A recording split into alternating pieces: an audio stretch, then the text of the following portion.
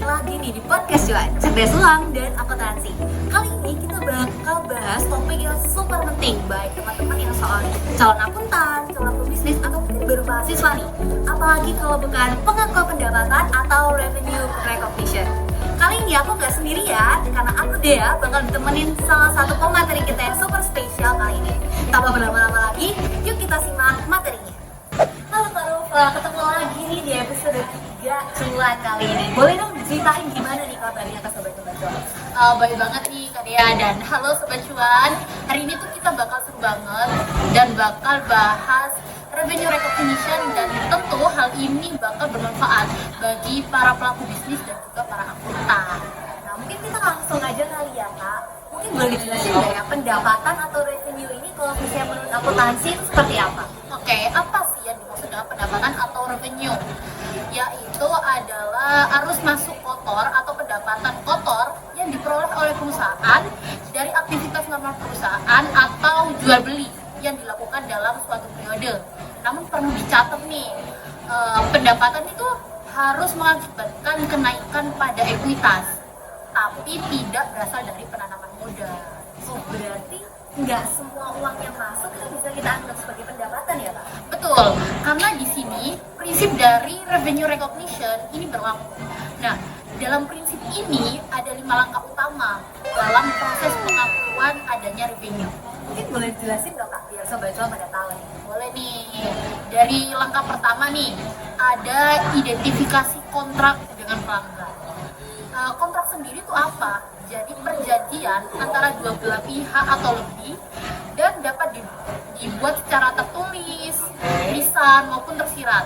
Nah, dengan begini kontrak dapat menciptakan hak dan kewajiban antara perusahaan dan juga pelanggan itu sendiri.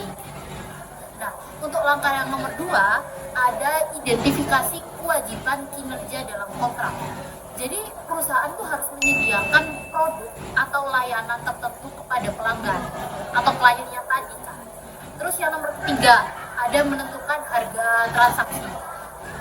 Ini tuh jumlah pertimbangan nominal yang akan diterima perusahaan atas imbalan dari pemberian jasa atau barang dari pelanggan atau klien. Dan yang keempat ada mengalokasikan harga transaksi ke kewajiban kinerja. Nah, jika dalam suatu perusahaan menyediakan lebih dari suatu barang atau jasa, harga yang dialokasikan pada produk atau jasa tersebut harus dibagi secara wajar dan sesuai dengan nilai wajar relatifnya. Dan yang terakhir nih, yang nomor 5, yaitu mengakui pendapatan ketika kewajiban sudah dipenuhi, baik dari perusahaan maupun dari kliennya. Pendapatan yang diperoleh, yang diakui tadi, sudah memperoleh kendali atas barang atau jasa tersebut. Oh oke, berarti kalau gitu bisa aku simpulin kalau misalnya pengakuan pendapatan ini nggak boleh sembarangan gitu ya Kak? Betul banget. Bentar, by the way aku kan nggak bisa ini jelasin Kakak. Aku sempat nyatet satu kondisi yang aku penasaran banget nih. Bentar ya, aku baca ini ya. Misalnya nih ya Kak, kita menjual barang nih, tapi barangnya itu belum aku kirim ke pelangganku.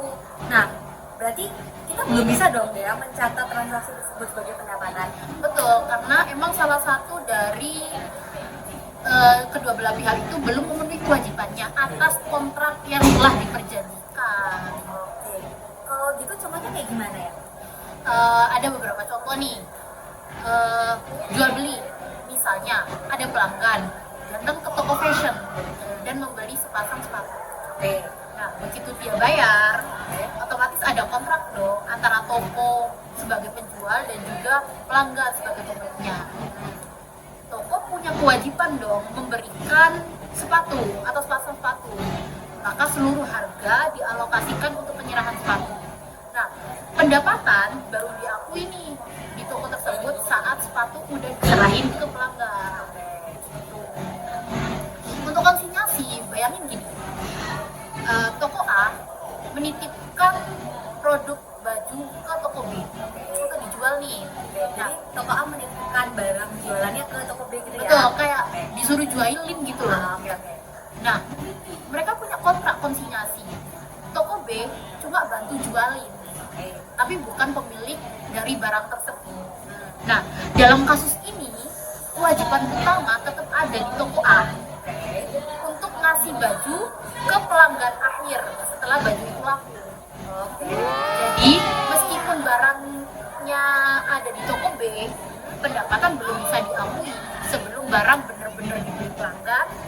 Misalnya nih, harga jual 300.000 dan dari situ toko B dapat komisi 30.000 sebagai berarti ya. betul, sebagai imbalan jasa penjualan, dan sisanya 270.000 sebagai pendapatan dari toko A.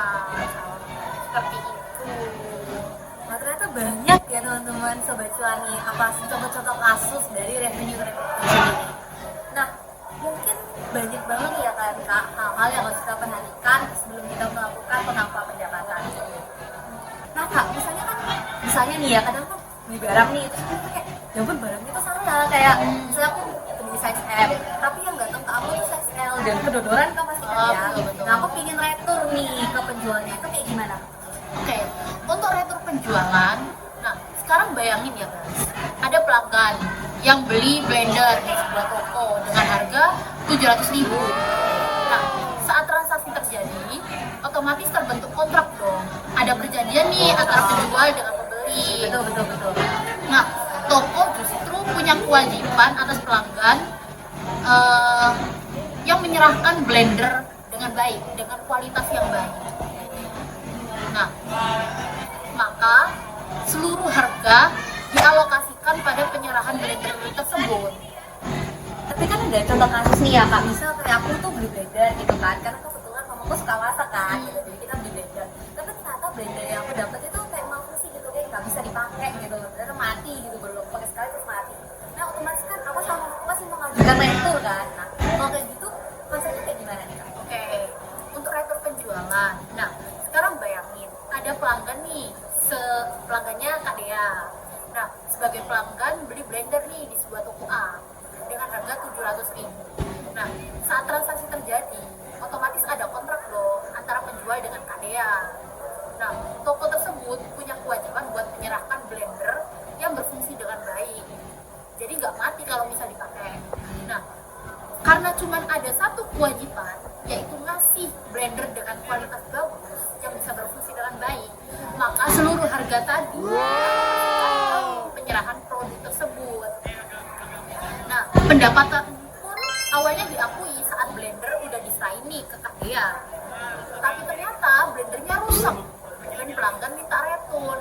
Nah, di sini pendapatan sudah diakui, tapi harus dikoreksi dan uangnya dikembalikan ke Kak Dea.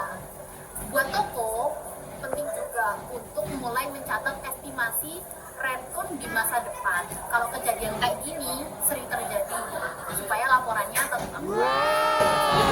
Wah ternyata banyak banget nih ya Kak kondisi-kondisi yang harus kita perhatikan sebelum melakukan revenue recognition. Betul. Makanya revenue recognition itu krusial banget dalam kegiatan jual beli. Jika salah mengakui pendapatan, bisa bikin laporan keuangan perusahaan jadi sesat. Dan buat perusahaan pabrik bisa kena sanksi. Oke, aku sebenarnya udah nyatet nih ya Kak beberapa poin yang tadi Kakak udah sampaikan, dan aku nemu satu pertanyaan yang menurutku penting banget. Aku izin bacain ya. Oke, ada nggak sih Kak tips buat sobat-sobat cuan yang lagi belajar atau mungkin baru mulai nih mau mulai membuat usaha kayak gitu nih? Nah, kira-kira ada tips gak Kak bagaimana caranya supaya sobat-sobat cuan ini bisa terhindar dari yang namanya kesalahan dalam transaksi? Oke, dari aku sendiri nih, pelajari prinsip dasar revenue recognition. Pahami 5 langkah tadi dan banyak latihan soal kasus. Karena teori ini tuh gak cukup untuk pemahaman doang. Nah, harus juga dibiasakan dalam praktik-praktik langsung. Bisa karena biasa ya. Betul banget. Nah, luar biasa banget ya hari ini sobat cuan. Meskipun durasinya mungkin sebentar, tapi tentu saja informasi yang disampaikan dari Kak Nova hari ini super insightful buat teman-teman yang lagi dengerin nih. Aku mau ngucapin makasih banyak nih buat Kak Nova yang hari ini sudah mengisi podcast cuan hari ini. Sama-sama Kak Dea. Semangat belajar terus, sobat cuan. Oke sobat cuan, itu dia nih pembahasan kita hari ini soal revenue recognition. Jangan lupa buat dengerin episode-episode kita lainnya hanya di Cuan, Cerdas Uang, dan Akuntansi. Sampai jumpa dan tetap cerdas dalam mengelola uang dan akuntansi.